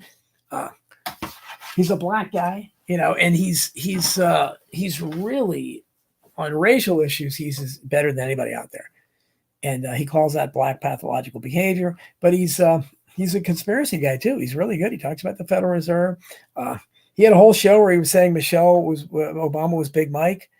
I mean, he does some radical stuff, and he does like RFK Jr., like I do in some ways. And he likes Vivek Ramaswamy in some ways as well. But he still seems to be loyal to Trump inexplicably. But then so do millions of other people. I mean, that's, Kat says RFK Jr. has been doing some great short videos, and he has, but it's hard to forget some of those things I've seen with Israel, where you had the handler, the Rabbi Shmuley as the handler. I've never seen anybody that pro-Israel. I mean, he went over the top. I mean, he needs to stop and not address it anymore. But I don't really understand it. But yeah, on everything else, pretty much he's been right on. JLG72 says, great show. Hope you have Jack back. Well, we'll see. I mean, he certainly he can talk about so many things.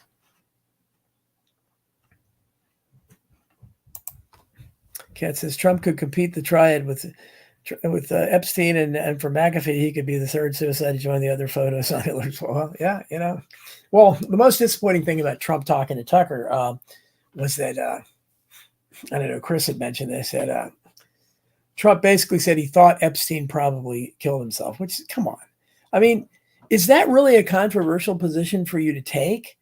To say that Epstein's suicide at the very least looks suspicious, and that's all he had to say.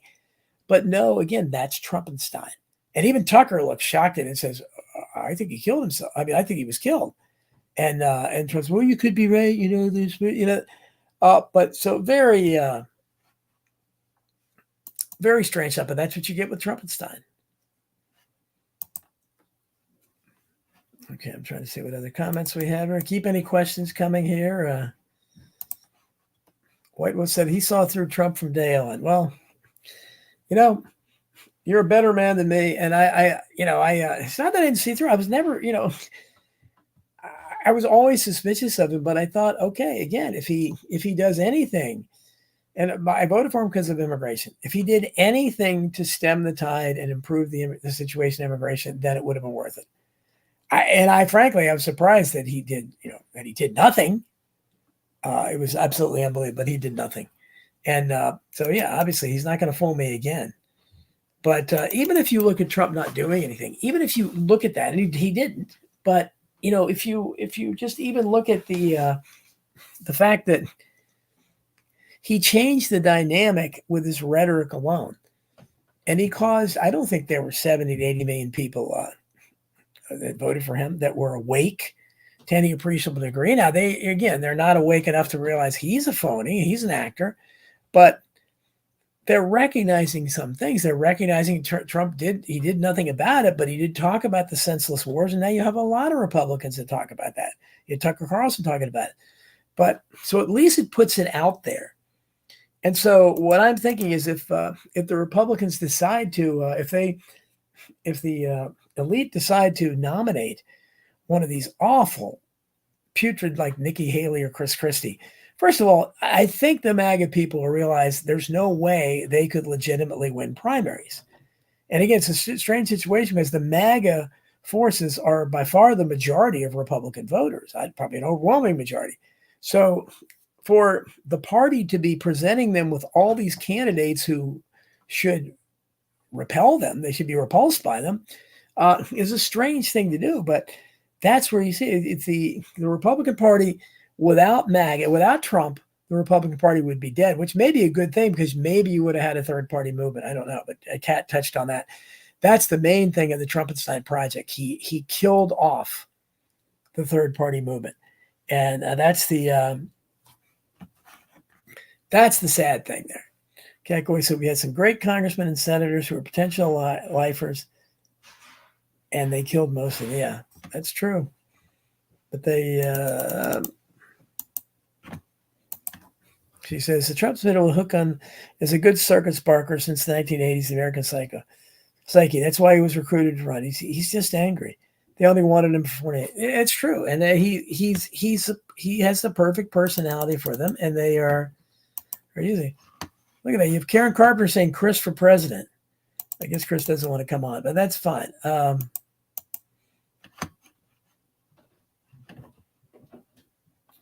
trying to look at see. Karen says Trump was good enough friends with the FK Jr. Or at least it seemed. Well, maybe that's what the whole JFK Jr. thing in Q was built on. I don't really know how good Trump has said that. JFK Jr. would have been pretty much younger than him, but Trump was going after younger women, so I don't know. I guess it's possible. James Marshall said it's been said that billionaires are the most controlled people of them all. One wrong step and they eliminate. Well, that could be true, but they're also the only ones with a wherewithal that may be able to break into the system. But anybody, and I'm the only thing I'm hopeful for is that this process. You already had the absurd 2020 election, the 2022 midterms, so that these 70 to 80 million people know that the system is rigged, at least to some degree. If they see somebody like one of these awful, putrid neocon rhinos winning any Republican primaries with them voting, I think maybe it'll open their eyes, at the very least, maybe to discard the Republican. Because that's the problem, is you have that, as long as that same hierarchy runs the Republican Party, it's never going to change. That's why I said when Trump was in there, you didn't get any even phony MAGA people. I mean, you had a handful of people like Marjorie Taylor Greene, I guess, that ran on the same kind of things that got in. But it's a handful.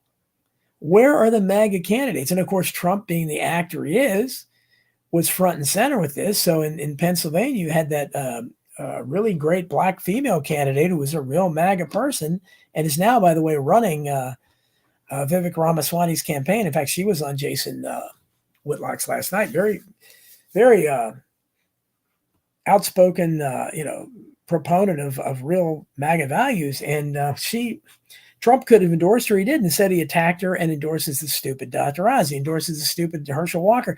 That's the idea of their opposition. These are clowns. These are not, and there had to be some good people out there, but the few occasions that they were there and they could mount a campaign, Trump always opted to promote the other candidate. And that's, again, that's why you can't trust him. White Wolf says, once upon a time, he was a stupid Republican. Well, I did not vote for, by the time Reagan came along, I was a solid independent. And I think I voted for LaRouche once, and I don't even remember who I voted for, but I know I voted for Pat Buchanan. I voted for Ron Paul, I think, when he's a libertarian. I voted for Ralph Nader maybe twice. Of course, I voted for Ross Perot twice. But Donald Trump is the first Republican I ever voted for, because Ron Paul wasn't a Republican when he ran. I voted for Ron Paul in the primary, but I don't think he was really a Republican. That's the first Republican I ever voted for, and I haven't voted for a Democrat since my first vote. As a teenager, was cast for Jimmy Carter because I was a Democrat then. I didn't like him, but I wasn't going to vote for Gerald Ford as the former Warren Commission member. So I voted mostly independents, and it's like and Trump was the only. I said, when I voted for Trump in 2016. That was only my second winner. Carter was the first, and say every other candidate I voted for lost, always. Let's see what we have here. Take the mud shots first, then go to court, cue it on. Yeah, exactly. I mean, Trump is, again, and we talked about, Karen says that groveling to Israel is tough to stomach. I agree. If you watch, especially the one in New York, where you had this woman that was with some kind of Jews for peace in Israel or something, Jews for Middle East peace or something. And she was talking about the death of this Palestinian journalist who was an American citizen. She was shot and killed by an Israeli soldier. And so a bunch of these groups, they're trying to get him extradited to America. Hey, they do Adolf Eichmann back in the day because he killed an American citizen. And Bobby, he first of all, Rabbi Shmuley, he was apparently a former reality TV star or something as well. He jumped, he wouldn't let him talk, and he just kept talking for him, and basically anti-Semitism and all this nonsense. And then Bobby gave a really weak answer, that I don't really know enough, and it was very, very unsatisfying. T. Jordan says, yes, it was the Soviets that shot down KL-007 with Larry, and you had the supposedly greatest anti-communist president in office ever at the time, and he did nothing. I don't know what he should have done. I wouldn't have created World War III over it, but he did nothing.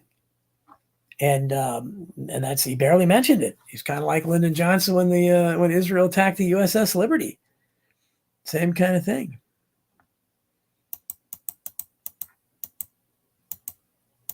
Okay. And Trump did, and that's what Karen says. He talked a game, and that's what that's what attracted so many people. He really, really, and not that he's that articulate. Obviously, he talks. He has that ridiculous style that drives you crazy, where he repeats the same thing. But he was saying things that I had only heard myself say. He called out the fake unemployment rate, and of course, as soon as he got in office, he was bragging about the same fake rate. And he still said that line I use all the time. So I think it's one of the most astute observations about our system, and that was that the system it's a rigged system, and you don't trust those who rigged it to fix it.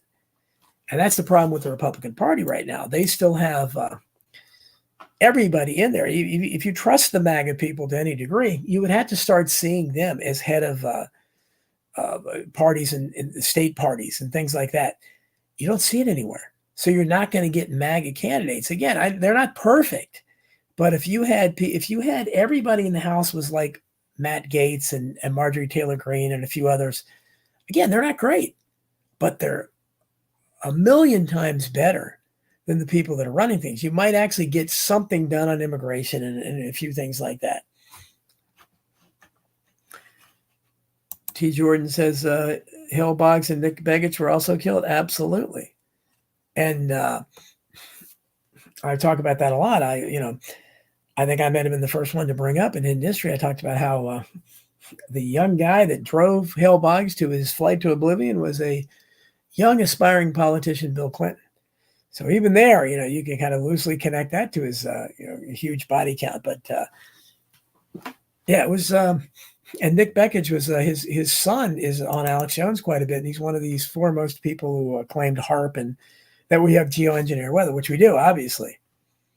White Wolf says Epstein's sitting in a jacuzzi with bin Laden and Henry Kissinger. Well, Henry Kissinger's still alive. I don't know. Maybe he's still sitting in the jacuzzi somehow at age 100, the first obese 100-year-old ever. Kat says Pat Buchanan was a great guy. He still is, but he was at the editor of the St. Louis Globe-Democrat for quite a while. He was quite a St. Louis fixture, and his sister Bay, yeah. Pat Buchanan, I emailed him probably a couple months ago, maybe, because I wanted to get, I love the guy. I wanted to get him on the show, and I hadn't seen him on TV before, and he answered me right away.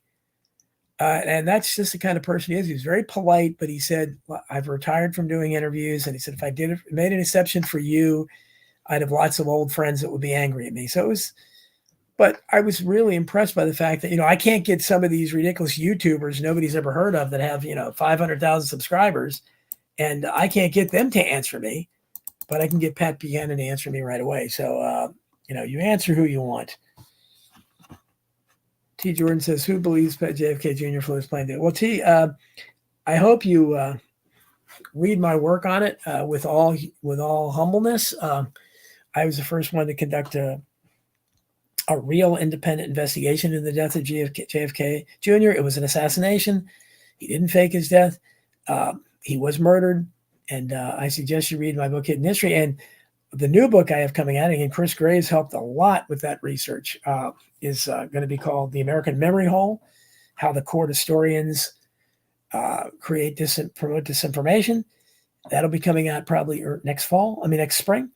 And I'll have a lot more on the JFK Jr. case, a lot more about a lot of things, but there's a lot more about JFK Jr. in there. So I absolutely was murdered. Harlan says he did more damage in a few years in the country than right. Well, I don't know if he did. You think? Yeah, I mean, I think he, again, you could say that in a way, but he also, he's an actor, but I think maybe an unintended consequence of the Trumpstein Project was that a lot of people were awakened by his rhetoric. Now, too many of them still aren't seeing through it, but I don't know if they intended that or not. I'm not sure, but I'm looking for a thing here. Okay, they're talking about where they live. Okay.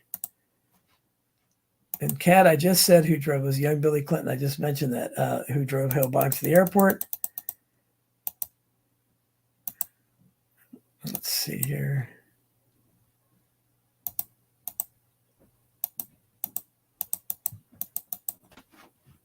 Karen Harper says Getz knows what's going on. A Solomon Tim Caston was surprised. Well, he's they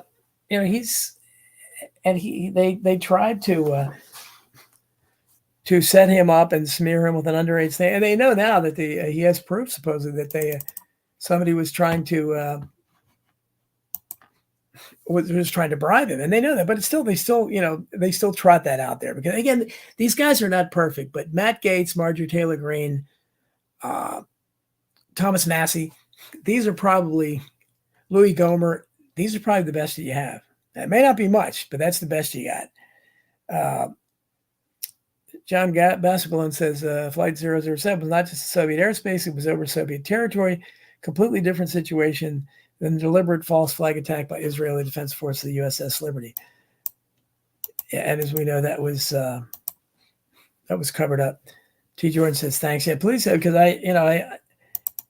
I don't, nobody talks about JFK Jr. that much, but when they should, they really should mention me because mine was the first research, and Chris Graves helped, especially with the new research that I have in the American Memory Hole. And we discovered some incredible stuff. It's a huge story. I mean, I basically behind the scenes, JFK Jr., I talked to his high school girlfriend and also an adult member of his inner circle who strongly requested to remain anonymous, and learned that behind the scenes, he had an obsession to find out who killed his father.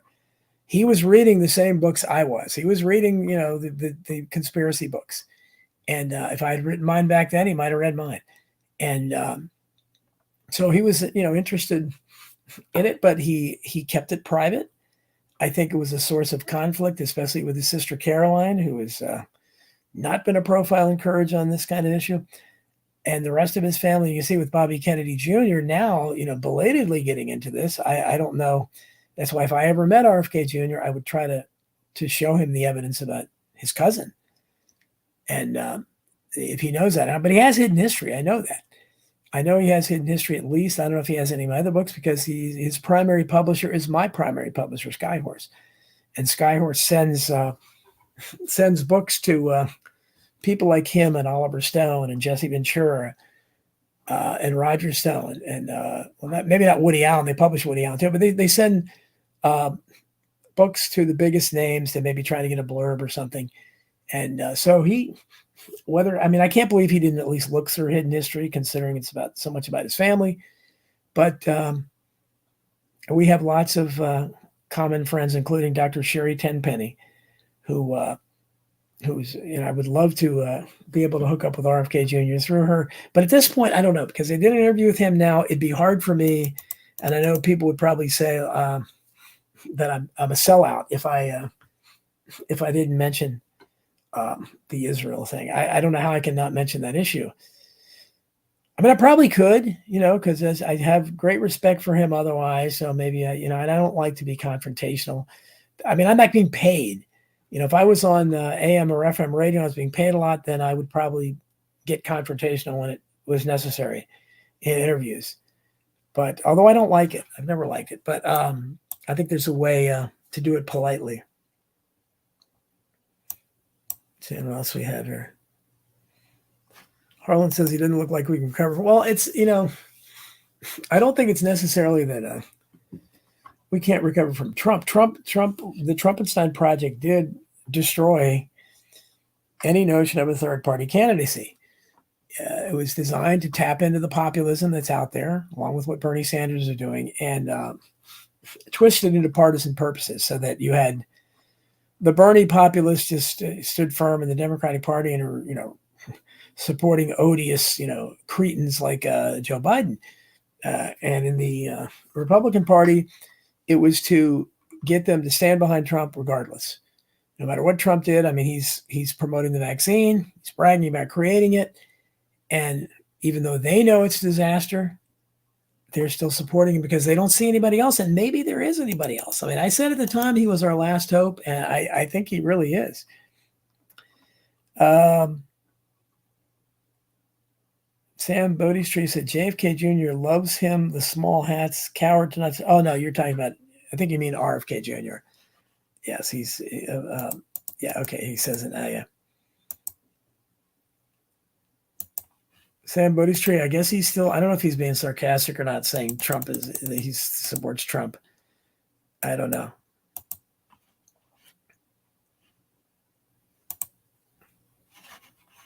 Okay, that was RFK. I'm seeing it. Survival. And I thought I would, at this point it is. More important than voting probably is getting prepared. I mean, I have a backup generator. I have lots of water. We have a pretty good supply of food. I would suggest everybody doing that because and everybody talks about guns. I don't know how important guns are at this point because as long as there's some semblance of order, maybe when there's no order, but we've already seen that if there is some semblance of order that they're going to come after people who use guns to try to protect themselves in their home. And so I think that Tim Bodystreet said it was written in the stars. Well, maybe my prediction will come through and he will win from prison. But I think that's the only way we do it. If you're over in Rockfin, I'm sorry, I don't get the Rockfin link anymore. I don't know why. Tony, maybe you can tell me why I don't, but I don't get and I used to be able to click on that, I don't get it anymore. So I can't figure out how to access the Rockfin chat anymore. So if you're over there, the regulars that were over there, come on over to YouTube where I can see you. I can put your comments up on the screen. I'm not meaning to ignore you, but I can't figure out how to access, I'm not that sophisticated at this stuff. But so basically I guess the Hawaii thing, we need to talk about that a little bit. I don't know. I haven't, and again, that's why I'd love to get Chris Graves' thoughts on it. I'm sure he, has studied this intensely, but what I've heard, and again, I don't know how much is true, but I've heard that the police blocked the people trying to evacuate. I mean, that makes no sense. There is no innocent explanation for that. There's none. There, you cannot possibly have an innocent explanation for that.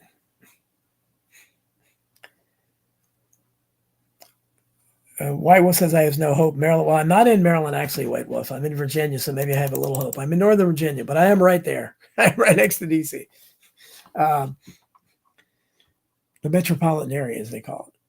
But, and then you have this character, the mayor or the governor, I don't know what the hell he is, of Hawaii, who is making all these ridiculous comments about trying to grab the land and people not getting their money's worth for it, and joking inappropriately about it. And then you had this guy who, again, this is why Chris would be wonderful because he knows so much about Las Vegas, but the police chief there is apparently the guy that was the police chief in Las Vegas during that suspicious, event. And suddenly he makes his way to Hawaii, and he's supposedly the coroner too. How can you be both the police chief and the coroner? I don't know how much of this is true, but if it's true, it makes no sense. And I saw a video where this police chief put a reporter in a headlock who was asking about how many children died. I mean, these are things. I mean, you have to watch some of these videos to realize where we've gone. That's like Sam Bodie Street said, where the children, 600 and 3,000 of contacts. That's what I'm talking about there. And that's why I think that's what the reporter was saying. How many, and he puts them in a headlock over it. We have reports that they were forcing people to stay in their cars. I mean, and you have all the families that were found dead together. I mean, it just looks like, and then the things that they didn't have proper supplies to deal with it or something. Just all the stuff that I complain about all the time in America 2.0. Just a mismatch of incompetence and corruption everywhere, where they can't deal with anything, let alone a disaster like this. But however you look at it, and then of course you have whether it was CGI or not, the laser beams coming out, I don't know. But that's the same kind of stuff that we talk about in California. Karen says she saw it too. Some shady stuff going. No, that I don't know. How it's hard to tell. From here, how much is it, because we have no press other than us, the alternative media. What says I need a bug out location? Well, again, I think it's I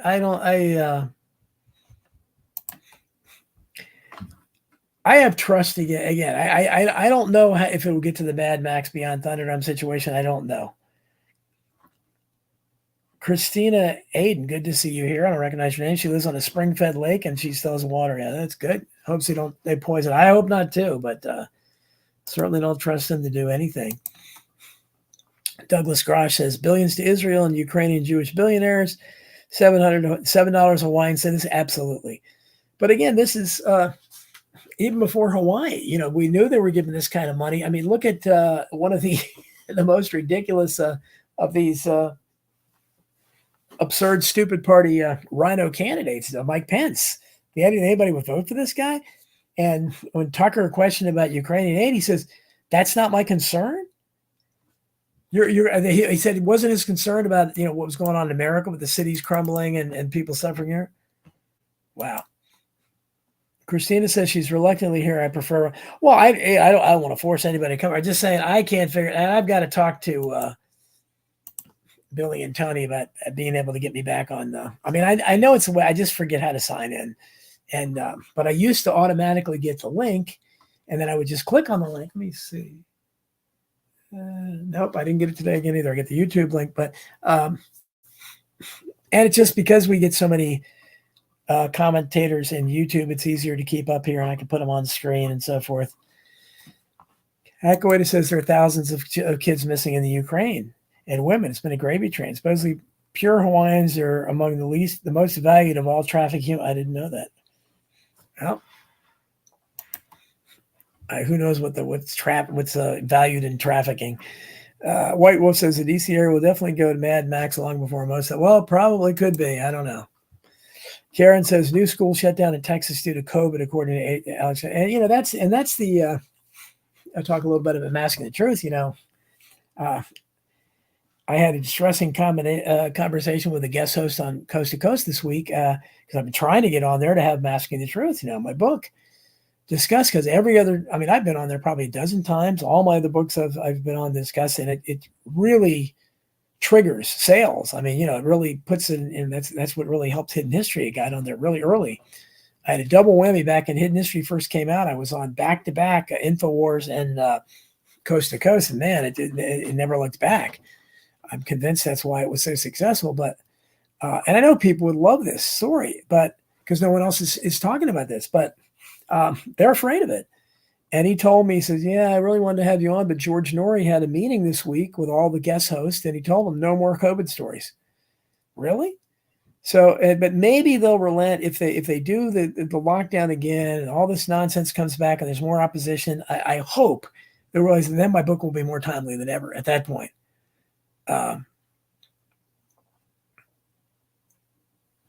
Karen says she has lots of trouble with Rockfin. That's why she's here.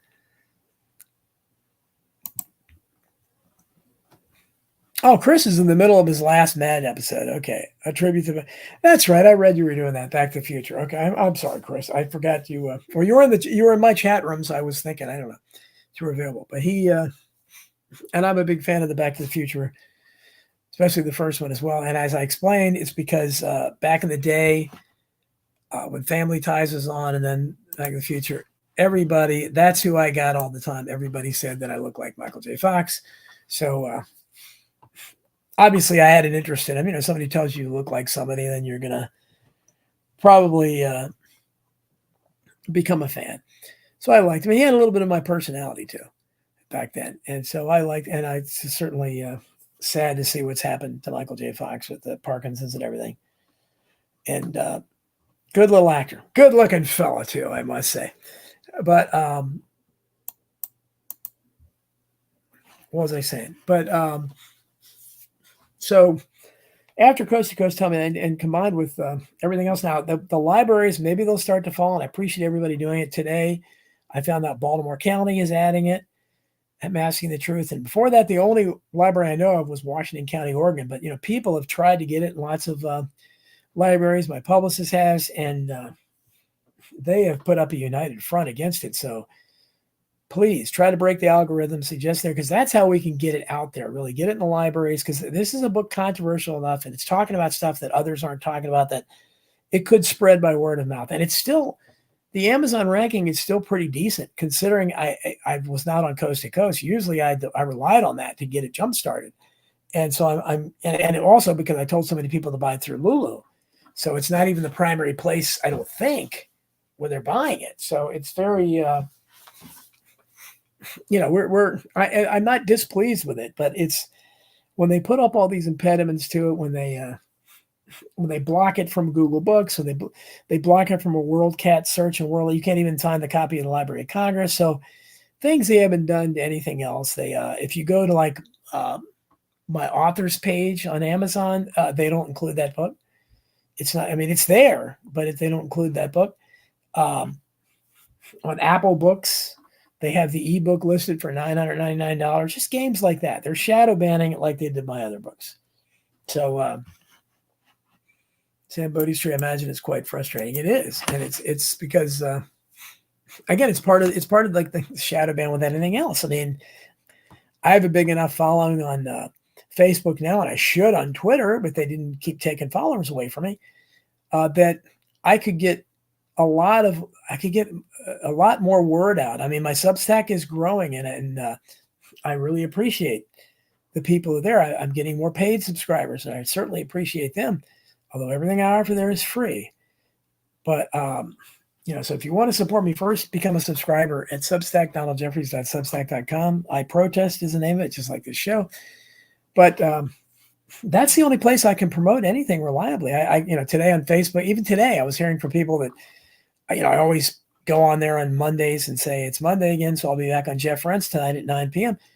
I get people again today, Friday, saying I just saw this now. So what they do is they delay something when I promote it, so that you know, say I was having a book signing or something, people wouldn't know. And again, that's shadow banning. And Twitter, it's the same thing. I'll hear, you know, I never saw this, or I saw this later, and or, you know, somebody will tell me I've had to follow you 8 times because they keep unfollowing me, that kind of stuff. So that's shadow ban. And it's what I'm seeing with Masking the Truth, because it's the only one that starts, the only thing that starts pointing, and something like the dancing nurses now, they're going to be more relevant than ever because they're back in the news. They're dancing for climate change now. They're not dancing for 9/11 truth. They're not dancing for JFK assassination truth. They're dancing for climate change. So amazing. And I guess next they'll dance for Transgender Story Hour or something. So, and as I pointed out, the dancing nurses, the empty hospitals are a big tell. They are part of this story. They're part of this phony psyop.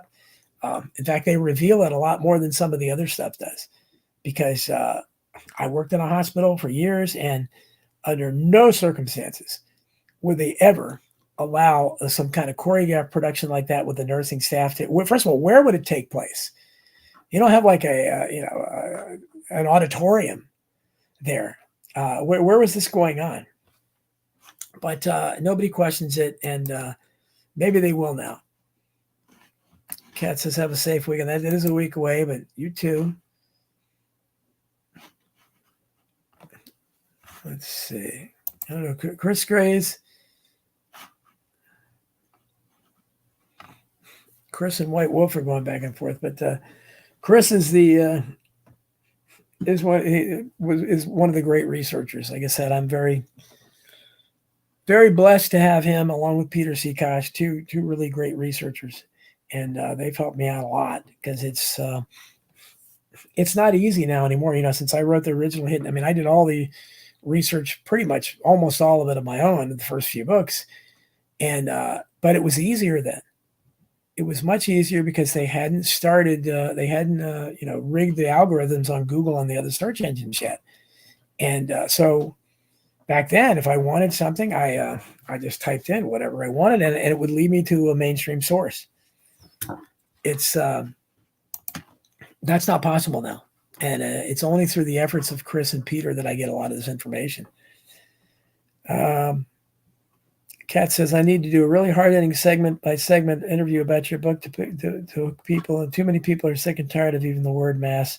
They need to get hooked by it. Yeah, and it's well, I've done lots of interviews, but the problem is that and I'm grateful for the platforms that have me, but the biggest platform should be interested. InfoWars should be interested. Jimmy Dore should be interested, and I just can't get a hold of them.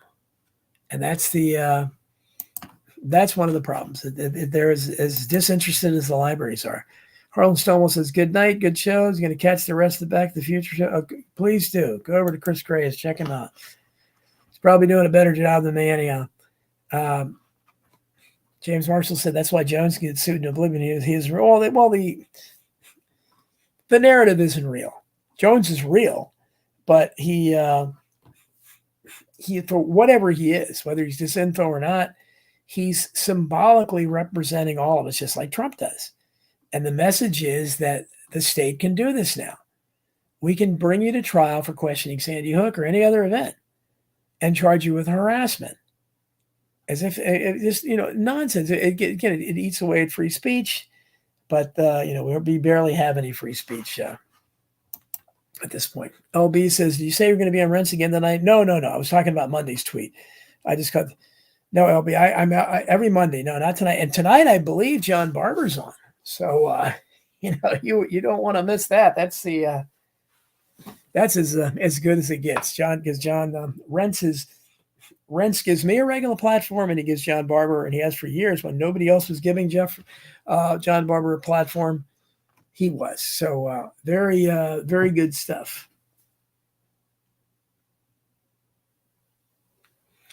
And so I just got a text here. Deborah Willis says, thank you. Another great show. Thanks to everybody that's listening. I appreciate it. And probably may end a little early here because Tony says we're the customer.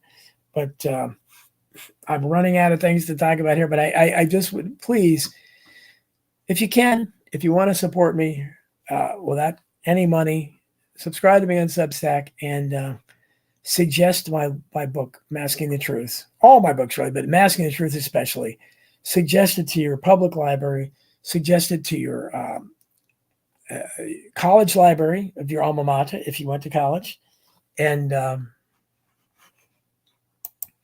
thank you, Smoke. Good to see you here. Smoke's a great supporter over on Substack, as many of you are. And again, I can't tell you how much I appreciate it. Whenever I feel like I'm not getting through to anybody, I get nice notes from people. I get a lot of them, and people emailing me, messaging me, sometimes even snail mail that tell me about how much they love my work or how much they love listening to my show. So I really, really appreciate it. That I can't tell you how much that means to me. So if you can ask you to do something else, again, just try to, and also, if you can try to review it on review Masking the Truth on Amazon. People have told me they never put the reviews up. But some have. Again, you just have to break through the algorithm. So if you can do that, or at least rate it, because again, as Jack Cashill was saying, it's a numbers game. That's why I stress Amazon. I'm no fan of Amazon, but that's where publishers look. That's where readers look. And they see those numbers at the top, and they're followers. And if you look at, so if you like Hidden History, you see that's over 600 ratings and reviews. People look at that and they say, wow, I'm interested in that. Where they'll look at, On Barred Famous 36. So they will probably bypass that. So it's a numbers game. So the more numbers we can get on Masking the Truth, the better, because it's an important book. People need to read it. People need to realize what's going on. But at any rate, so I thank you. It looks like the people going out of the chat room. I appreciate everybody listening. Thanks to Jack Cashill. Thanks to everybody for being here. I'm going to close a few minutes early. Again, keep on seeking out truth. And if you can help with libraries and so forth, anything you can do to help Masking the Truth get out there. I'm calling it the most censored, the most shadow banned book in the world. And I think that's a pretty appropriate description of it right now. But again, I thank you very much for listening to I Protest, and we'll talk to you next week, same time. Take care.